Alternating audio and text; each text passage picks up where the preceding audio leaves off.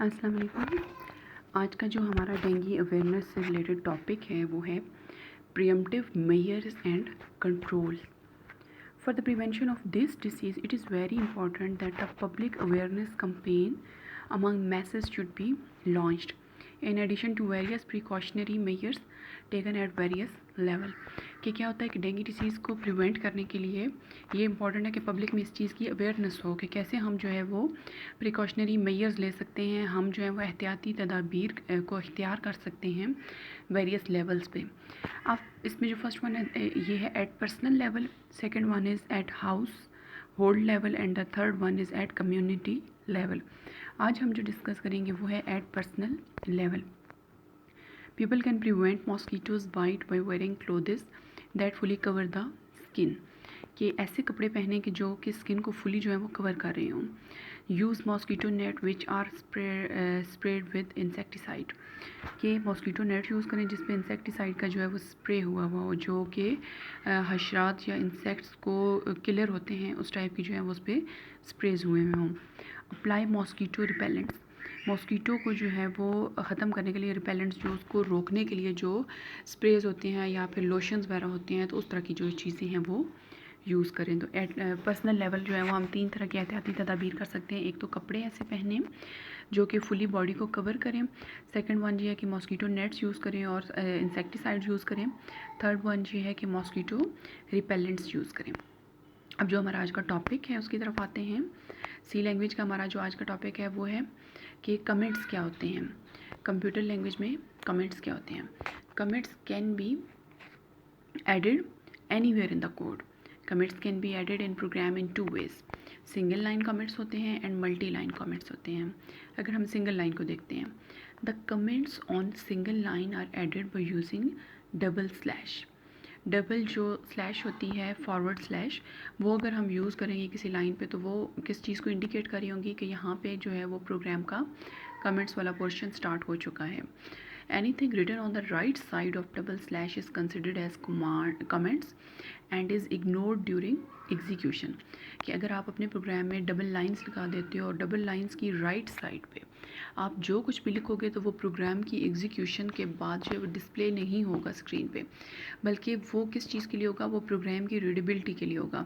कि अगर कोई जो प्रोग्राम को लिखने वाला पर्सन है वो यूज़र है, वो कोई कुछ टाइम बाद जो है वो उस प्रोग्राम को दोबारा से ओपन करता है या उस प्रोग्राम को रीयूज़ करना चाहता है, उस प्रोग्राम में कोई चेंजिंग करना चाहता है, तो उसको कमेंट्स के थ्रू ये अंडरस्टैंडिंग हो सके कि इस प्रोग्राम में जो है इस लाइन का क्या मीन है, ये लाइन जो है वो किस लिए लिखी गई। तो कमेंट्स जो होते हैं वो बेसिकली प्रोग्राम को डिस्क्राइब कर रहे होते हैं। ईच लाइन को जो है वो ईच लाइन की डिस्क्रिप्शन जो है प्रोवाइड कर रहे होते हैं। So these are the single line comments जिनको डबल स्लैशेस के थ्रू जो होता है वो राइट साइड पे डिस्प्ले करवाया जा सकता है। सेकंड आते हैं multi line comments. The multi line comments are written in the code by placing slash asterisk at the beginning of the comment and the character steric slash at the is used to end the multi-line comments। अब sides पे क्या है slashes और दरमियान में क्या आएंगे steric, तो ये मल्टी लाइन कमेंट्स में यूज़ हो सकता है। इसके अलावा जो ये स्लैश स्टेरिक है ये सिंगल लाइन में भी यूज़ हो सकता है।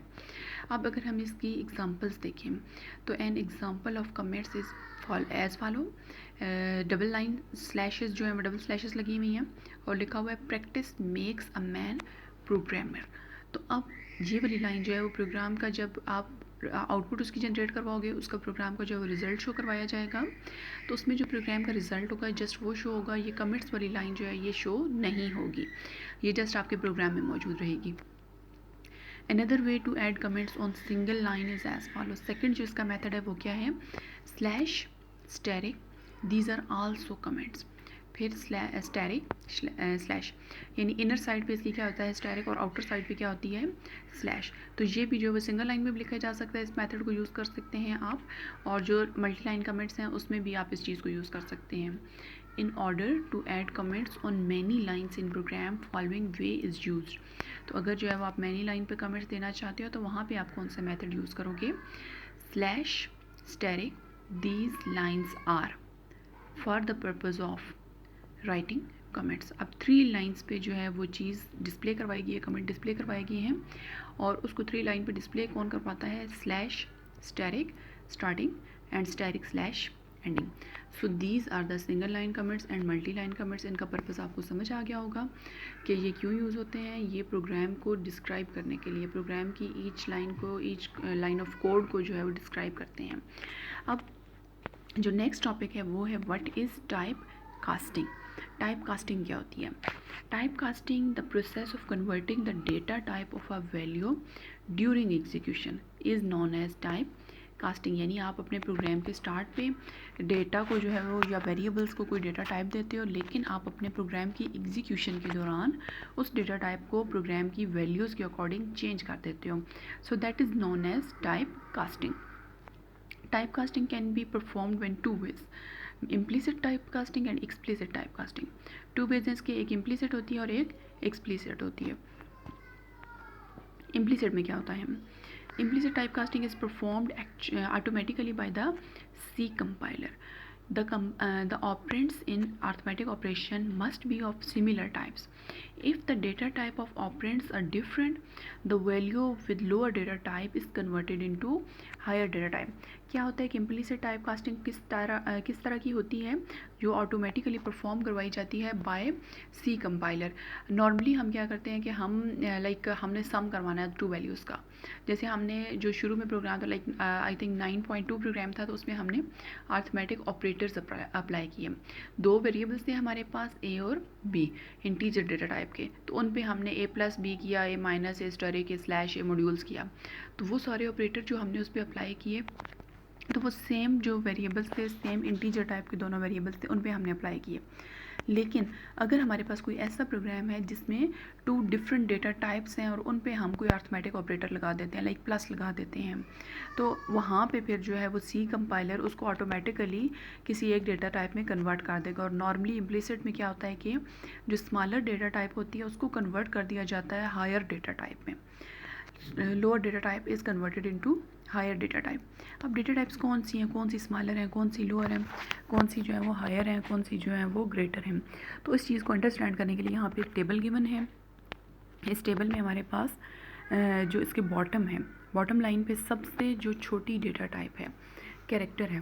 कैरेक्टर का जब हमने डेफिनेशन देखी थी तो हमने कहा था कि कैरेक्टर एक ऐसी डेटा टाइप है जो एक सिंगल जो है वो अल्फ़ाबेट हो सकता है, वो सिंगल कोई सिंबल हो सकता है, कोई डिजिट हो सकता है जो कि सिंगल कोट्स में लिखा होता है, तो वो उसको अकोमोडेट करने के लिए होती है. तो जो सबसे छोटी डेटा टाइप है वो कैरेक्टर है. देन इंट आती है. तो इंट का हमने कहा था कि साइज़ इसका जो है वो टू बिट्स होता है आई थिंक. फिर होता था लॉन्ग का भी जो है वो 2 था या 4 था, इस तरह. तो डिफरेंट जो डेटा टाइप्स हैं वो अपने साइज़ के हिसाब से एक दूसरे से छोटी बड़ी हैं.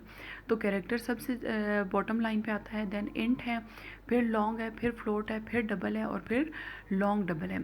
तो लोअर टू हायर जब आप मूव करते हैं तो लॉन्ग डबल जो है वो सबसे बड़ी डेटा टाइप है, उससे छोटी डबल है, उससे छोटी फ्लोट है, उससे छोटी लॉन्ग है, उससे छोटी इंट है एंड देन उससे छोटी कैरेक्टर है.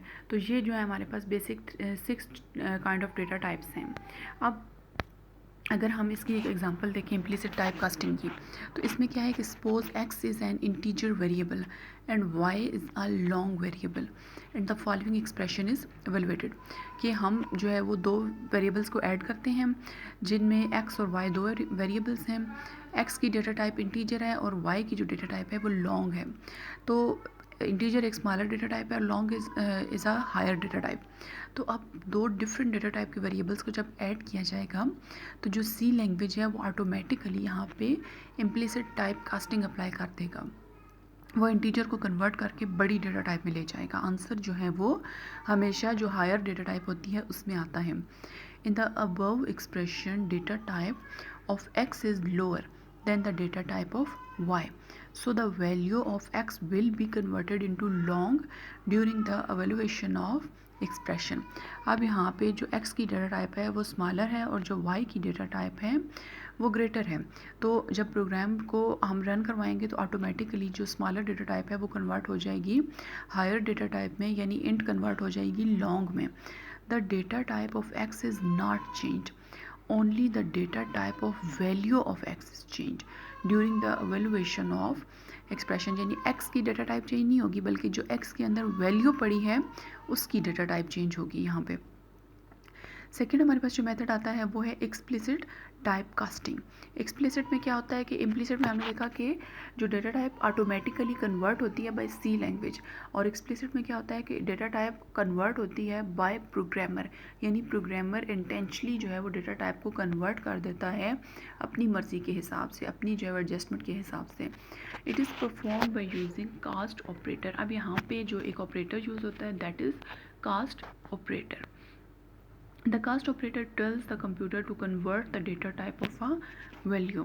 Syntax इसका क्या है कि syntax of using cast operator is as follow. Type bracket में लिखा जाता है और आगे आप कोई भी एक्सप्रेशन लिख देते हो। अब टाइप क्या हो सकती है?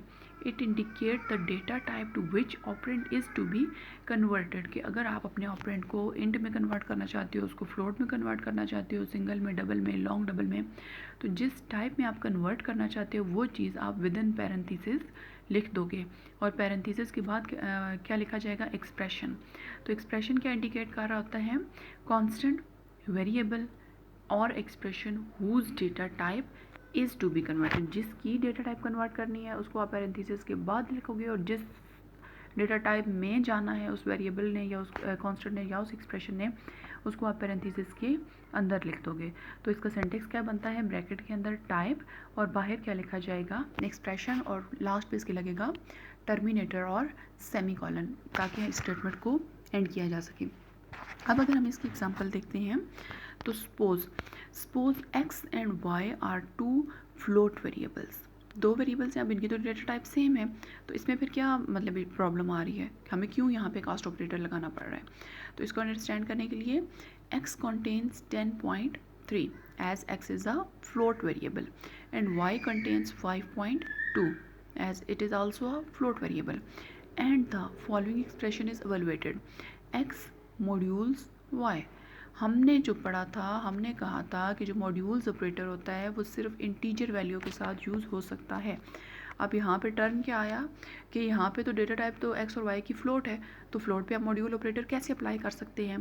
तो फिर उसके लिए हमें x और y को इंटीजर में कन्वर्ट करना पड़ेगा, तब हम उन पे फ्लोट वेरिएबल को अप्लाई, तब हम उन पे मॉड्यूल्स ऑपरेटर को अप्लाई कर सकते हैं।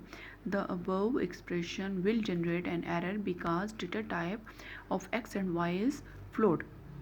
The module operator can't work with float variable, it only work with integer. तो मॉड्यूल का ये रूल है कि वो तो यूज़ ही नहीं हो सकता फ्लोट के साथ, तो वो तो इंटीजर के साथ यूज़ हो सकता है। तो इसके लिए हम इस एक्सप्रेशन को ऐसे लिखेंगे कि int x modules int y। अब इंट क्या है? यहाँ पे टाइप है, जिस टाइप में हमने कन्वर्ट करना है, और किस को कन्वर्ट करना है? x को, और दरमियान में ऑपरेटर क्या है? Modules.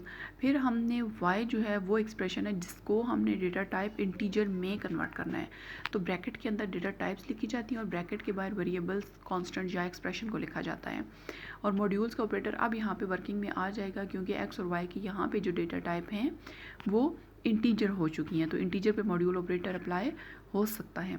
The above statement convert the value of x and y into integers and evaluate the expression. अब इनकी वैल्यू को वो इंटीजर में कन्वर्ट करेगा और फिर इस एक्सप्रेशन को वो एवेलुएट कर सकता है। कैलकुलेशन यहाँ पे अब पॉसिबल है। The value of x will be converted to 10 and the value of y will be converted to 5, so the result of the above expression will be 0। ये क्या करेगा कि जो डिवीजन का होता है सिंबल, उसके बाहर जो है वो 5 को लिख देगा और अंदर 10 को लिख देगा, तो 5 2 ज़र 10। तो जब पूरा पूरा ये डिवाइड हो जाएगा तो मॉड्यूल्स में हमारे पास क्या रिमाइंडर में आएगा? 0। तो इस तरह जब ये चीज़ इंटीजर में कन्वर्ट हुई फ्लोट से, तो ईजीली जो है वो मॉड्यूल ऑपरेटर को यहाँ पे एवेलुएट किया जा सका।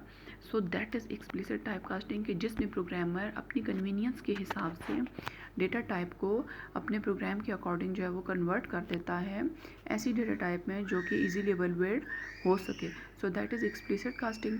इसमें क्या था कि ये परफॉर्म बाय प्रोग्रामर थी और implicit perform by C language. So हमारा जो लेक्चर है आज का वो यहाँ पर एंड होता है। अल्लाह हाफिज़।